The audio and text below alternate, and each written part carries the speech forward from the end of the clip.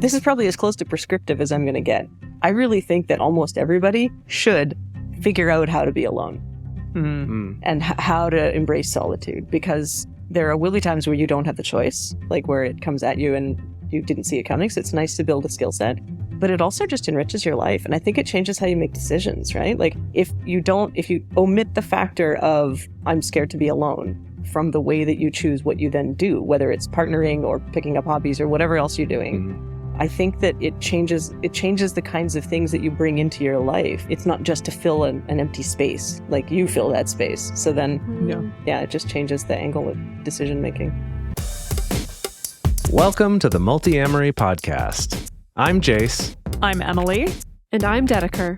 We believe in looking to the future of relationships, not maintaining the status quo of the past. Whether you're monogamous, polyamorous, swinging, casually dating, or if you just do relationships differently, we see you, and we're here for you. Things I know I did, forcing me to form myself to fit.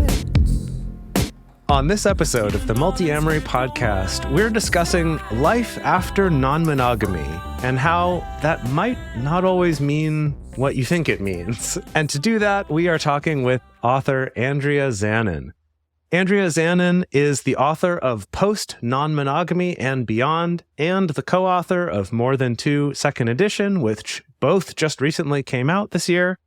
Their writing focuses on queer sex, non-monogamy, and BDSM, and leather. They have written for several publications, including for The Globe and Mail, Bitch, Xtra, In Magazine, and the Montreal Mirror. And you can find more of their writing at sexgeek.wordpress.com, where they created the 10 rules for happy non-monogamy and coined the term polynormativity. I've never heard that one. Andrea, thank you so much for joining us today. Thanks for having me. So, Andrea, when you were in your 20s, you were a blogger, primarily writing about non-monogamy, kink, sexual education, and cut to today when you're in your 40s and you're writing about what life is like after one has moved on from non-monogamy. If we were to invite Andrea in their 20s onto the show, what would their opinion be about this book, Post-Nonmonogamy and Beyond? I mean, I hope that past Andrea, I think past Andrea would be really excited to know that they'd finally have made a book happen. That would be a start. Good. Very exciting, yes. Sort of one of these lifelong goals that took a while to get to. So there's that. But yeah, post-non-monogamy was definitely not on my mind in my 20s. It was sort of pre and during, and there were a lot of things have happened that I didn't see coming. It's funny how life does that. Sure is. Yeah. But do you think your younger self would be shocked and appalled? Would it be, no, this was how I was going to be for the rest of my life, or like, what do you think? No, I don't think that past me would be shocked and appalled. I think past me would be shocked about all of the things that got me there, if that makes sense. But I don't think that because even in my 20s, when I was writing about non-monogamy then, I was never like a hardcore proselytizer in the sense of like, this is what everyone should be doing and it's the best and it's the most enlightened. And like, that was never the line I took in the first place. So to see that life happened and I came to a different place with it, I don't think I would be upset. I also, it's important to say that post-non-monogamy is not anti-non-monogamy, right? So it's not like a major mindset shift where suddenly I think non-monogamy is bad and no one should do it. That's not it at all. That would be shocking to past Andrea. But we've done like a complete 180. So. Yeah. Right. No, I'm not. I didn't. No 180 here. It's actually weirdly a sort of a pretty logical extension, really, of past Andrea's thinking on this. So consistency over time, I think. Can you sort of define what post-non-monogamy means to you then? Because I do think to the layperson, they may hear that term and say, okay, well, that must mean that this person doesn't love non-monogamy anymore or just isn't very interested in it anymore, or maybe even wants to go back to more of a monogamous paradigm. So what does it actually mean to you? Well, I mean, the book sort of opens that up pretty widely, and I think that the answer would be a little different for each person who gets there. But for me, the key is it's not about changing your mind that non-monogamy is okay. It's just recognizing that there is a point in your life where you're not doing it anymore and you don't want to. But that, to me, at least, is a very different thing than changing your mind about non-monogamy and going, like, quote unquote, back to monogamy or something else. It's really more about acknowledging where we are and the path that took us there and the decisions we made along the way and owning it, right? Like saying, this is where I'm at, and acknowledging that being in a place where you're not doing non-monogamy anymore, whether you sort of got there by accident or on purpose, you are choosing it now because it's the best choice in this moment of your life. And recognizing that you're still a different person because of having done it in the first place than you would have been if you'd never done it at all. So you carry something of that experience with you.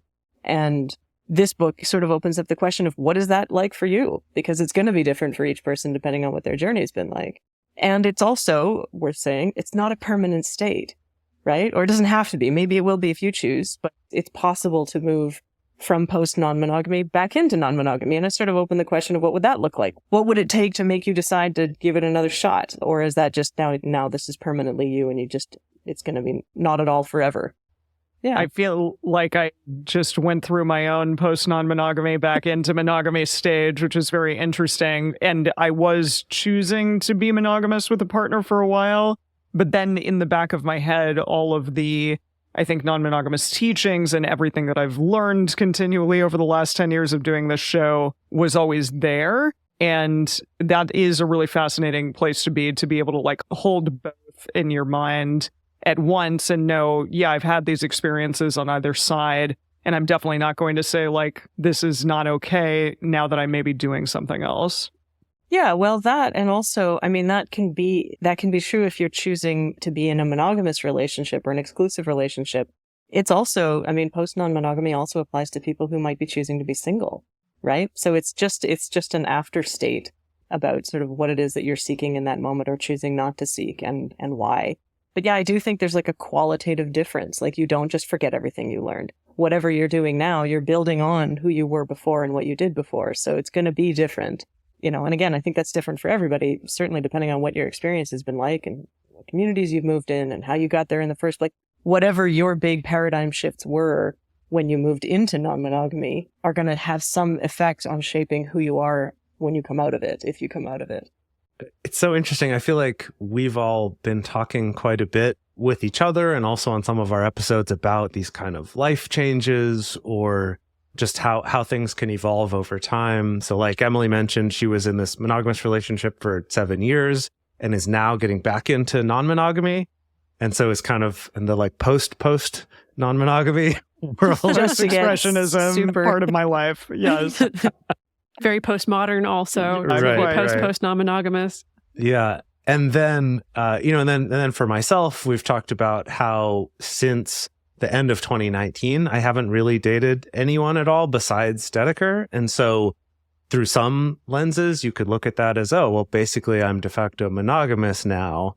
But for me, at least, it has not at all been a sense of I'm not non-monogamous. Instead, it's just I don't happen to be dating anyone else, but I still feel like I'm in that part of my life, but just have, time or availability or whatever's been different.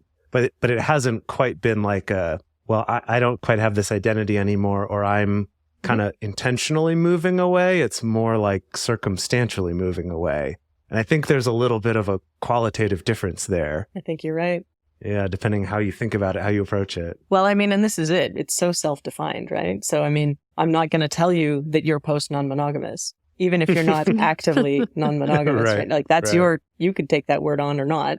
Yeah, it's not like a hard and fast. And, the book explores questions of how do we make identity in the first place and how important is it? And, how much of it is how we think versus how much we do, or, it's not, I really don't think it's up to anyone else to impose that on anyone. Oh, well, I'm sorry to keep being obsessed with your younger self, but I want to keep inviting them back into, because you talk about it, there's quite a lot in the book. A lot of the book, you share your own personal journey and the things that did bring you to this place, right? So I think that's very present for me. Your younger self, did they identify as, non-monogamy is an inherent part of me? It's very much rooted in these immutable aspects of my identity, or did your younger self identify as this is just something that I'm doing right now? I think my younger self would have said that it was more akin to an orientation than it was to a sort of hobby, like, Right. and I would still say that now, in the sense that it's because it's so much about mindset, right?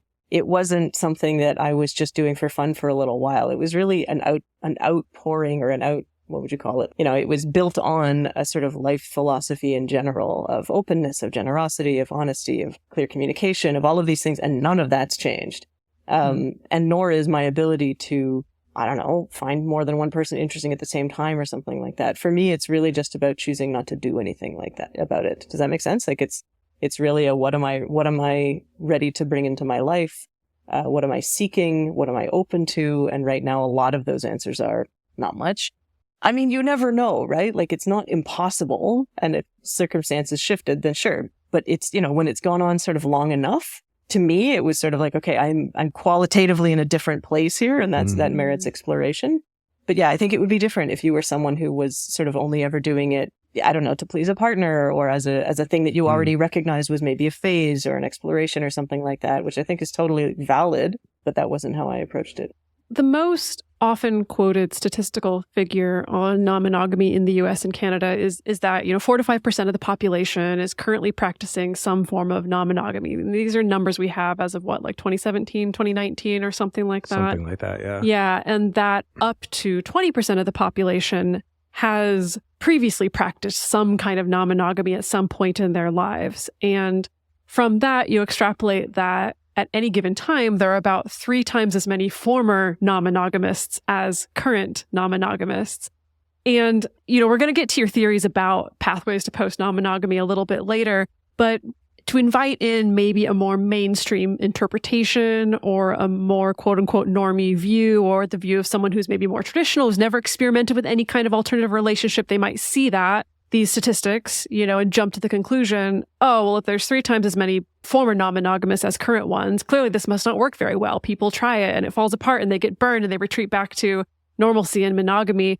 Do you think there's any credence to that take on things? I mean, how many people have been monogamous and broken up with someone? Yes. I don't think that's because all of them. I mean, I think you're right. I think some people will probably look at it that way, and I think it's quite silly. And that's just, I don't know. If that's where you're going in your mind about this, probably you weren't thinking that it was okay in the first place. Like, you're not going to be convinced anyway. So no, exactly. I think that there is a cultural narrative that tells us there's one way to do this stuff. And the people who are most wedded to it are often the most afraid that it won't work. Right? Like there's like a deep fear, I think, attached to that. Anything that gets that rigid, to me, that it's almost always about fear, right? Some kind of fear. So if you're so rigid about your belief about how relationships should work, that you're trying to impose that on people who you don't even know, I mean, to me, that says a whole lot more about the internal state of whoever's holding that view than it does about what these statistics actually mean.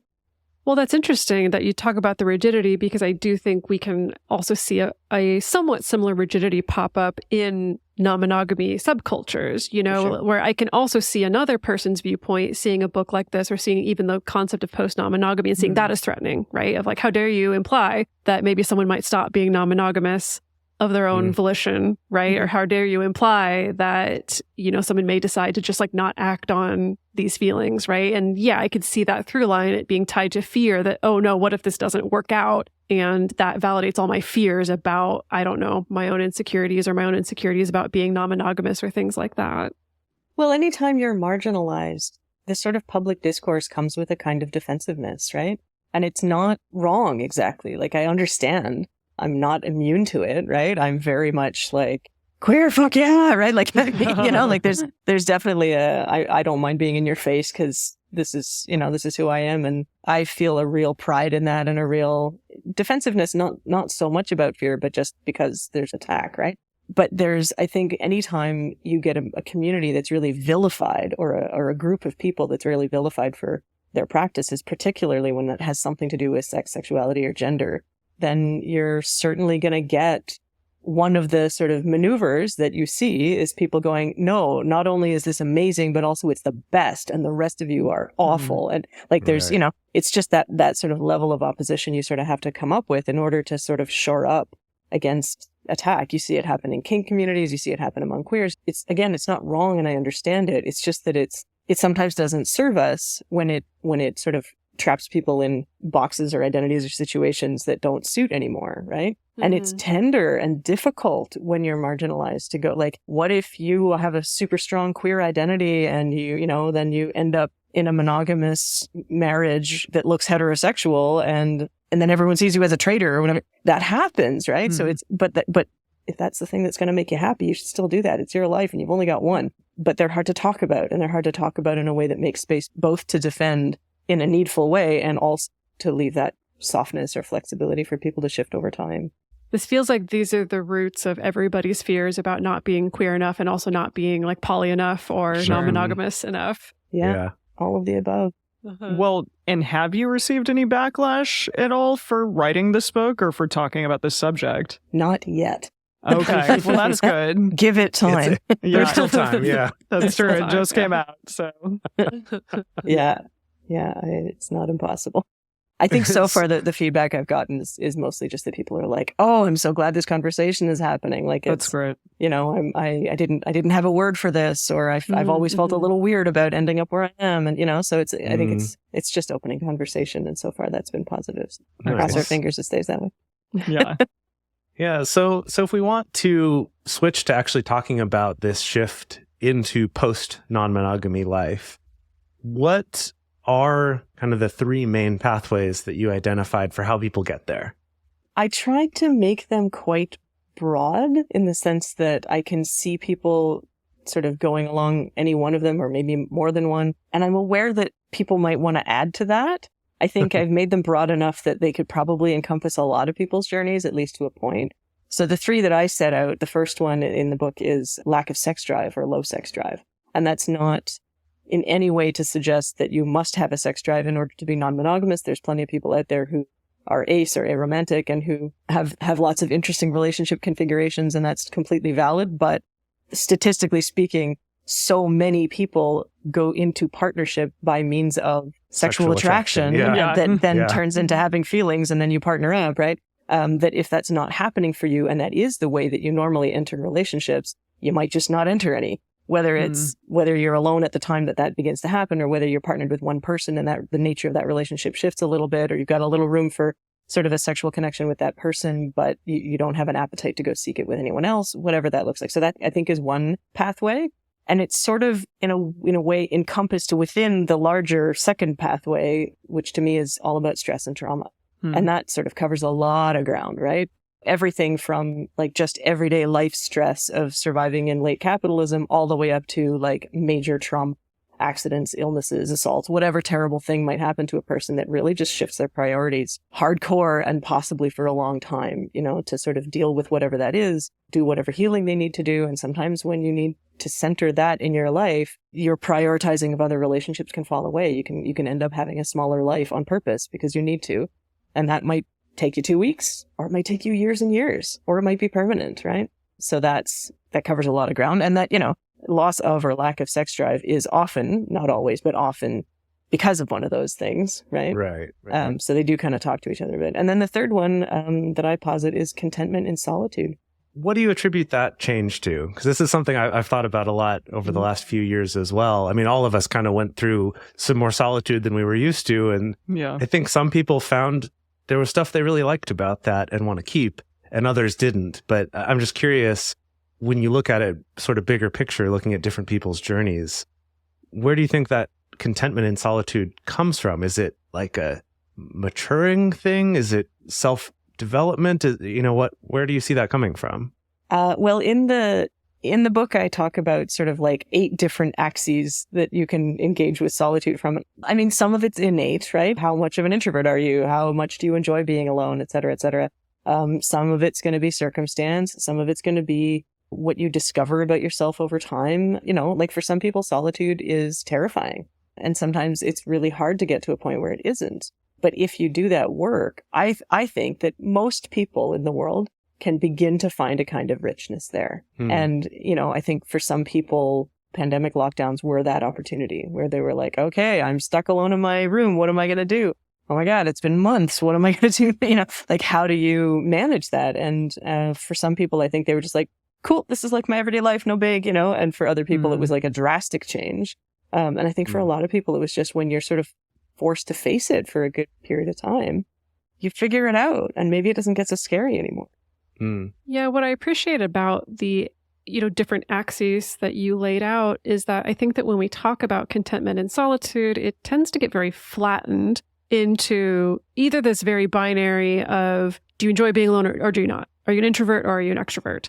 Are you a healthy person who loves yourself and can love yourself when you're by yourself? Or are you an unhealthy person who's completely dependent on being around a partner? Right. It can be so black and white. And the fact that you bring up things like your general mental health status is going to affect how well you do with solitude or not. How intensely social your work life is or not is going to affect that, right? Whether you're currently single or you're partnered and still want solitude, like there are a lot of different factors that go into it. And I appreciate it did add this depth and richness into thinking about solitude.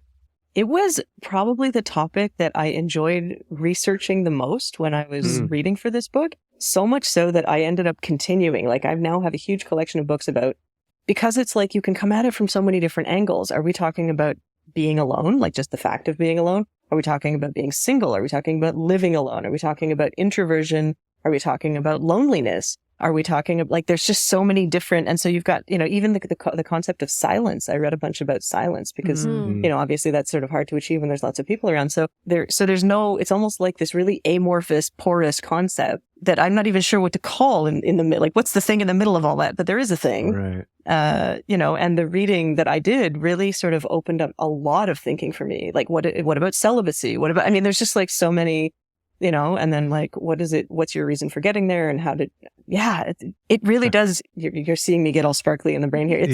I really find it fascinating because it's so different it's a tough topic to nail down, which makes it really interesting, I think about my mother who had a series of non-consensually non-monogamous relationships, one of which I came out of. And so eventually she just kind of decided, I'm not going to do relationships anymore. I don't think I'm particularly good at them.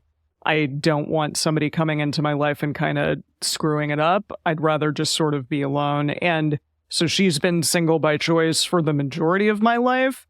And she really, really thrives on that model. She has her friends. She has people that she goes out to lunch with and, family members that she calls. And then me, who we talk all the time. But she really feels that she's much happier in this place of solitude. She lives alone, paints every day, things like that. And, so she's very much my model of exactly what you're describing, that solitude can be a very beautiful thing, that singleness can be something that is done by choice because that's what you truly want for your life and not something else. What society tells us we're not going to be happy unless we're partnered. So I love all of this and just this exploration that you're talking about, and that there's so many different ways to reach that specific point. And amazing for you that you have a model of that. Like a lot of people don't. That's pretty cool. I have a big old model of that for sure in my life. Most of us don't. Yeah. And it is interesting because I think it has shaped my way of looking at relationships in general, that it doesn't need to be something that makes me intrinsically like happier, that I have to find that happiness from within ideally. And that relationships can just enhance my life. And it's not a thing that's going to define my life necessarily. Yeah. But I also want to clarify to any listeners that, again, it's not like we're setting up another binary of like either you're actively non-monogamous or you're just like sad and alone and you need to learn how to deal with that. Like, in the book, you lay out about how there are certain ways that we can cultivate a positive relationship with solitude, even if you're partnered. And it doesn't necessarily mean, you don't have anyone around, you never have sex, like you don't have any hobbies, you just stay in a dark room all the time, right? Miserable So I just wanted to, I just wanted to make sure that that's rats. clear. Yeah, all of that. I mean, that's important to note. But also, I think, this is probably as close to prescriptive as I'm going to get. I really think that almost everybody should figure out how to be alone. and how to embrace solitude, because there will be times where you don't have the choice, like where it comes at you and you didn't see it coming. So it's nice to build a skill set, but it also just enriches your life. And I think it changes how you make decisions, right? Like if you omit the factor of I'm scared to be alone from the way that you choose what you then do, whether it's partnering or picking up hobbies or whatever else you're doing, I think that it changes the kinds of things that you bring into your life. It's not just to fill an empty space, like you fill that space. So then, it just changes the angle of decision making. Yeah. I mean, I was very much the person who was terrified of being alone for, I'd say, like the first half of my life, maybe a little more than that. And like the one time that I lived alone was like a really horrible semester at school, was like really, really depressed. A lot of that, like really just not having a good time. And my takeaway was like, I can never live alone. I'm never going to do that. I'm always going to have roommates, something. And then without even really intentionally changing it, but just through my own various, I guess, personal growth things or whatever, eventually got to this point where I really enjoyed it and, like would seek out that solitude. But it was many years between those two different states. So it definitely took a while to get there. No, I think it's so funny because as we're having this conversation, I'm remembering very early on in our relationship, maybe a year or two in, us having a lot of conflict around that topic, right? Around you not wanting to be alone and me being like fiercely independent and loving being alone for the most part. And you really campaigning hard for like, no, it's okay. It's okay for me to not want to be alone, which what is true and was true at the time. And then now fast forward to like 10 years later when you're like, yes, please go. Get out of here. I have some aloning to do. Please. It's good. It's good. So I want to shift focus talking about the stress and trauma portion of it. And like, as you said, that this is quite broad. I want to specifically talk about, sometimes if somebody's gone through repeated heartbreak or intensive heartbreak, and I think as we all know, when you're non-monogamous, sometimes heartbreak is magnified either by quantity, because in frequency, right? Like maybe you're dating more people, you're putting yourself in relationships more often, you're taking more emotional risks more often, and that brings with it the more potential for heartbreak, right? So either it's intensified by frequency or sometimes can be intensified by magnitude, as anyone who's gone through some sort of horrible poly hell can attest that like multiple relationships can be falling apart at once and it can be really intense. But going through a situation like that or repeated situations like that can create a need for rest and recovery that may take someone away from non-monogamy. That may be this pathway into post-non-monogamy. And I guess I was curious about, how do you think that we can distinguish, or do you think it's possible to distinguish between needing a healthy recovery period versus retreating into some kind of unhealthy isolation or closed-heartedness, or feeling like, like I'm just never gonna open myself up again to anybody? Well, I'll let you know when I figure it out. Okay. I don't know if there is a clear answer to that, because I think sometimes one can look like the other. Does that make sense? Or for a period of time, or maybe you have to go through one to get to the other. And I think there's sometimes a mix, right? So particularly if you've cultivated your ability to be joyful or happy in solitude, and you also had a bad relationship experience, and you can be like, well, screw that. I'm actually doing really well over here, but I'm actually doing really well over here. And I don't know if there's sort of an outside standard that we could find to apply to that. I think so much of it is just about like looking inward and being like, what's the outcome here? Is this like, how am I actually feeling? What's going on in my life? Is this bringing me joy, or is it a decision I'm making from fear and I'm actually sitting here crying all the time? Like, what's the, So it's really qualitative, I would say. Yeah.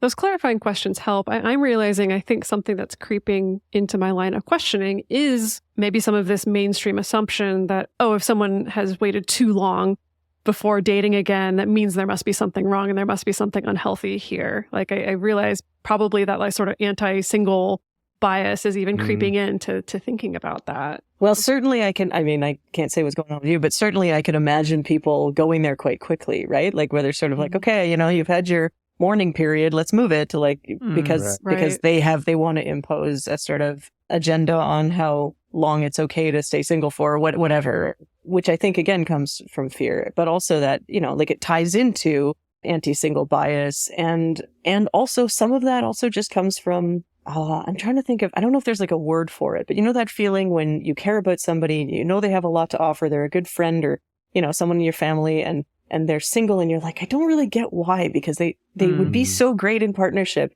and I'd love to see their lives be enriched by that. You know, so there's sort of I think some of it's projection, but I think some of it's also just like, I want the people I care about to be loved, you know, and so there's like I think it can be like a genuine kind thing, you know, to want that for the people around us. I think we just have to be careful to like walk the line of not being like, you better hurry up or you're going to dry up and die. Like, you know? Not projecting our own baggage onto the situation. Yeah. Exactly. Yeah. Like when you know someone's a total catch, right? And you're just like, the right person just needs to find you, you know? Like, right. Yeah. Well, sometimes I project onto like, I love my friends so much that I'm like, I want to share them with somebody. I want to be like, oh my God, like, I feel like I have this treasure of a human being that no one's found yet somehow. It's very polyamorous of you. And this is what I mean about mindset, right? Like, because I totally hear exactly that, you know? Yes, absolutely. I want the people I love to be loved by all the other people because they're so great. Yeah. It is, but it does bring about that bias we have toward romantic relationships being meaningful and everything else being less so, right? Because it is that thing of, it is harder to look at those friends or those people who are like, they're amazing, someone should really appreciate them, and to see our friendship with them and their other friends as being that people that love them and recognize them, because that's also just so ingrained, that idea that, well, like to really be seen or to really be appreciated, it's got to be like this. Yeah, right? Yeah, fair. Well, and I mean, you're right. I think you're quite right. We do have to watch for that, sort of creating a mental hierarchy of what counts and what doesn't. And there's some super interesting reading out there these days about exactly that topic. You must have heard of The Other Significant Others. We had her on our show. We had Raina Cohen on. It's life-changing. I love that book so much. Such a great book. And great interview. Yeah. Well, and particularly because not everyone is in it is super alternative, right? Like it's just people figuring out how to have a different life than they were told without necessarily being like, and now I'm going to join these communities, right? Like anyway. So, I mean, I think it's real, it's valid, it's worth deconstructing. It's worth sort of poking at that, like, why do we think it has to be sexual or romantic, you know? And at the same time, I also think it's worth acknowledging that the nature of a sexual and romantic relationship or romantic relationship, it's a different beast. It is. And the kinds of feelings that you can experience there and the kinds of physical pleasure that you can experience there and so on and so forth. Not that everybody wants those things, but if you are someone who's built in such a way that you do, your pals aren't doing that for you, right? And so it's not that it's better necessarily, but it is unique and particular. And it's okay to want that kind of particular happiness or joy for. I'm trying to think of another analogy that would do it. And it's hard. I mean, there must be, you know, I don't know the difference between recording in a studio or being on stage. There must be a different vibe there, right? For a musician, let's say, or for sure, right? Yeah. And if your friend always plays in your living room and you're like, oh my God, you know, I want an auditorium to hear this, right? Like, I mean, it's just like a different, is it better? No, but it sure is powerful, right? For sure. Yeah. That's a bad analogy. I don't know. No, I think it works. It's just that, like I want them to get to have this bigger experience. I think like wanting our friends to be successful, or, you know, your friend that you think is hilarious, you're like, I wish everyone could experience how hilarious this person is. And you should do stand-up. Right. Yeah. Whatever it is. Wishing that horrible life on someone is maybe not as nice as we think, but shows what I know about stand-up life. It's not a life I would wish on anyone. So can we talk about some of the ways that non-monogamous experiences kind of shape like the worldview that we have in general, even in post-non-monogamy? Because I think for myself, over the last 7 to 9 years that I was in my relationship, that was constantly kind of butting up against my partner really wanting to be monogamous and really wanting me to embrace all the ideals of monogamy when I couldn't quite. Even though I tried hard, it just wasn't going to happen because I still had this knowledge of non-monogamy in my head and in my heart and in my experiences, and I couldn't just like say no to that. So can you talk about for yourself what this looks like now and how non-monogamy is still sort of shaping and changing your life? Yeah, well, I mean, it's interesting because that makes me want to ask you that question, right? And it makes me want to ask each of you that question because it is so, I think we would each have our own examples of, you know, if I were single at this moment, or if I were monogamously or exclusively partnered at this moment, how would that be different? And I think what you bring into non-monogamy, or what you learn in non-monogamy, is going to shape very much what it is that you are on the other side of it, right? So whether that's a particular flavor of sex positivity, or whether that's a sort of communal mindset around, I don't know, how you do meals, or, you know, plan a vacation or whatever, you know, I mean, there's just like so many aspects of what your non-monogamy taught you that you would then potentially bring into whatever you might be doing that's not that anymore. And I mean, for me, I think there's, well, I mean, one probably prime example is that I have two people in my life that I call my best exes.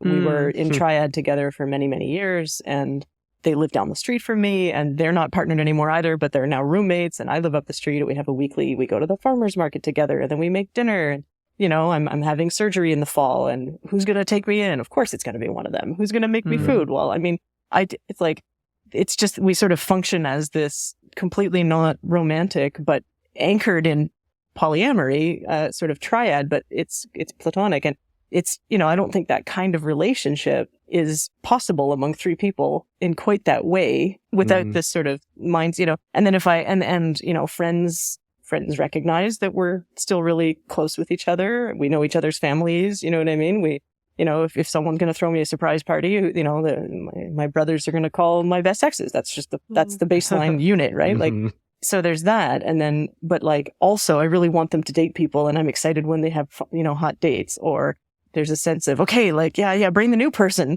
We all got to vet the new person. Like, right. And I don't know if that would be, so I mean, that's like one of the big things that it looks like in my life. You know, I mean, I finished writing this book while I was on a vacation with them. Right. Nice. And also, if I were to partner with somebody new, that person's going to have to be cool with those people in my life, right? Like, that's not negotiable. So it takes a certain pseudo polyamorous mindset to even consider partnering with me, even if I'm not dating anyone else. Yeah. That's what I say about these two. So yeah, I get completely. Like, you got to be okay with the fact that these two are my best exes also. There we go. I love that, by the way. I'm stealing that. Oh, please steal it. Yeah. Spread it around. We operate with generosity around here. Yeah, no. Love it. Yeah, I like this section in the book where you're talking about it. I wrote in the subtitle that this is like the list of transferable skills from your former non-monogamy career that you can then apply to future relationships. And yeah, I just wanted to share some of the examples that you gave. Things like maybe your experience of non-monogamy left you much more sex positive. And so that means when a friend comes to you for advice around relationships or sex, you may handle them differently or give them different advice than you would before. Or if you're trying to work out things with your roommates or at work, like maybe you're a little bit more conscious of how do we come up with win-win solutions for everyone involved here instead of zero-sum solutions, or the more practical ones you mentioned, like, you know, having your exes live down the street, or a former partner who still drops by for tea, or you exchange gifts or things like that. It is really interesting, like, once you got into the nitty-gritty of just like, wow, yeah, there's potentially a lot of little paradigm shifts and little skills that do stick with you and potentially permanently change the way that you approach relationships, even if you're never non-monogamous again, never have another partner again, or if you're choosing monogamy or exclusivity in some shape. And I think that starts while you're non-monogamous for a lot of people anyhow, right? So you start to notice, oh, like that conversation format that we tried with the group of us, God, that would really work super well with my work team or whatever. Like, you start to see the bleed. And it's similar. I mean, we haven't talked a lot about kink here, but, you know, I think a lot of kinky people have the same experience where they sort of have this exposure to consciously choosing power and responsibility and surrender, or, you know, experiencing pain for whatever, you know, because they choose to, and it's in a controlled container. And then suddenly they start to realize that all those things apply elsewhere too, you know, where you could start to call your boss at work as being a bad top, or your you know, you're, you know, you're going to go to the doctor and you're going to use your masochism breathing skills or whatever, you know, like there's like these places where these things that we learn in these intimate contexts translate all over the place. And of course, they're not the same. You know, when you learn them in this way, suddenly you've got, you know, language or frameworks in your head that you start to realize, well, you know, it's not really just about, there are some skills that aren't transferable at all, but these ones are about humans. So they're obviously going to translate to other humans a lot of the time, at least in the vague sense, right?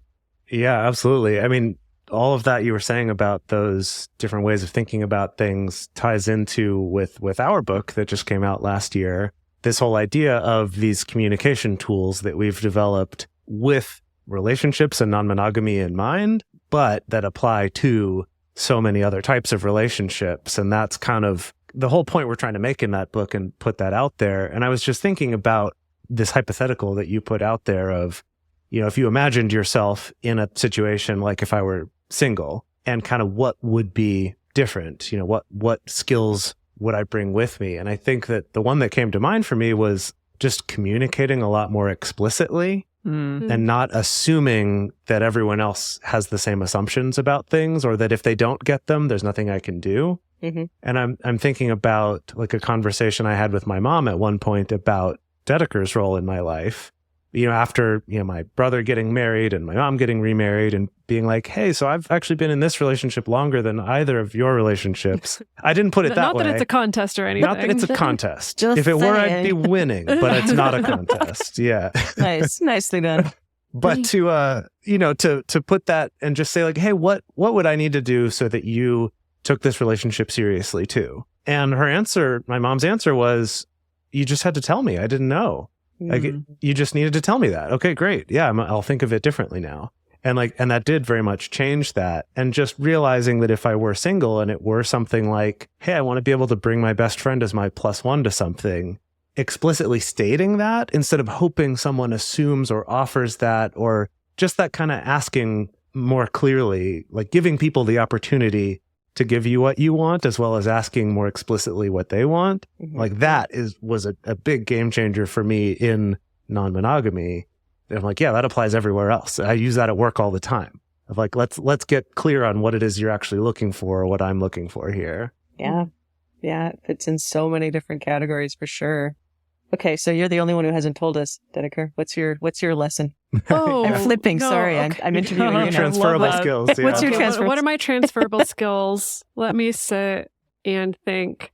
Okay, if I were just like suddenly single, okay. I think that, gosh, is it stealing Jace's answer? I think it's not just about clearly communicating or explicitly communicating, but I think for me, it's definitely something about getting to the heart of what are we both seeking here in this type of relationship that we're coming together to form? If I'm going to form any type of relationship with a new person, right? And also, I think what I've been chewing on in more recent years is really opening up to the fluidity that's in any relationship, like particularly between friends, lovers, exes, right? I suppose this idea of, yeah, we can make this be whatever we want as long as we're both feeling good about it. And it's okay if it doesn't look a particular way or what somebody else would say that it's supposed to look like. I think it's that. It's maybe a little bit of the relationship anarchist stuff would come along with me. Yeah. That and probably like the time management skills, the calendaring skills. Getting very concrete here, but yeah, totally. Yes. Yeah, for sure. It's funny you should mention, because now I'm thinking about work, but I'm also thinking about other things, right? Like I had this interesting, it's funny because I'll say it and you can tell me if it connects with non-monogamy, but in my world, in my brain, it kind of does, right? I went to the farmer's market, I bought some vegetables, I came home and half the vegetables were bad. And I was like, oh no. And so the next time I went to the farmer's market, I went to the same stall and I sort of looked around and I made sure that there were no other customers around. And I mentioned it to the person. I was like, listen, this is awkward and I'm going to do it anyway because, not because I'm trying to get like compensation from you, but because I don't know if your other customers would tell you. And I don't want you to like lose sales because nobody's telling you that your vegetables were bad. They're just not going to come back to you. So I'm just going to take that chance and hope that this lands okay with you. That now you know if there's like a storage thing you need to figure out or whatever it is that you need to do. Like, there you go. I'm just going to. So it's like that facility of having like, let's go. We got to put shit on the table, you know, like we have to have awkward conversations and like a comfort with uncomfortable conversations. Comfort with uncomfortable conversations. And like, I'm not trying to win here. I'm not trying to get something out of you, but like, it's a farmer's market. There's a certain community kind of ethos going on here already. You know, I might not bother doing that with the local supermarket, but here, right? Like, it was just an interesting, you know, and, you know, she was like, thank you for letting me know. And she was very quiet. She looked around. She was, thank you for letting me know. And I could tell that she meant with nobody around, you know, and then she was like, take this bag of lettuce. I was like, that's all I need. I'm not looking for something. Thank you. We're good. You know, but like at the relationship building ethos, does that make sense? Like take the opportunity to build trust.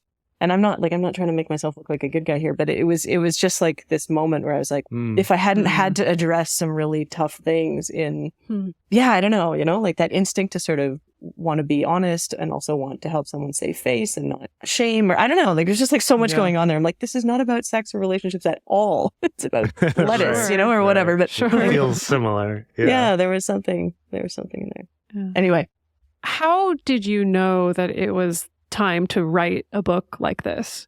Because this is a very niche topic, right? I mean, non-monogamy is already arguably from certain viewpoints a niche topic, and then this also is even like a niche within a niche. And so, I guess really what I'm trying to ask is like, why did you feel that it was important to write a book like this?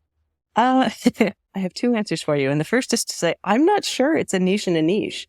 I think because of those numbers, it actually might be bigger than that's fair. Right? So I mean, that's fair. This is maybe this is just me wanting to sell a lot of books. I don't know, but like, it was, I mean, numbers wise, at least, it looks like it's less of it. And I didn't go in realizing that. So that was something I learned as I was researching, and I was like, oh wow, that's kind of dramatic, that difference between how many. Anyway, so you know, there's that. But to be honest with you, I was blogging and writing quite frequently up until I was, you know, dealing with a lot of health problems in the sort of 2012, 13-ish range. And I think the world kind of started to fall apart in a lot of ways that maybe just became more visible to me, or I became more aware of, and things, you know, like measurably got worse in terms of climate change and housing crisis and just all these like things that they made me feel like I didn't have much to offer as a writer. Like I was like, what the hell? Like, first of all, I'm not really having a lot of sex or relationships. And that's what I used to write about. And also, I don't know if this is really what the world needs to hear. And I don't know if my voice has much to add to the conversation right now. So I became very quiet for quite a long time around my writing and my teaching. And I used to tour and teach in all kinds of places. And that just sort of really fell off for me. And I created a much smaller life for myself and did a lot of reading and learning and listening. And I'm not, to be honest with you, sure. I mean, I have been writing. I have other writing projects that have not yet seen the light of day. You know, among other things, a memoir about chronic pain, which is, you know, it's a whole other thing, you know, but it was really because people started badgering me.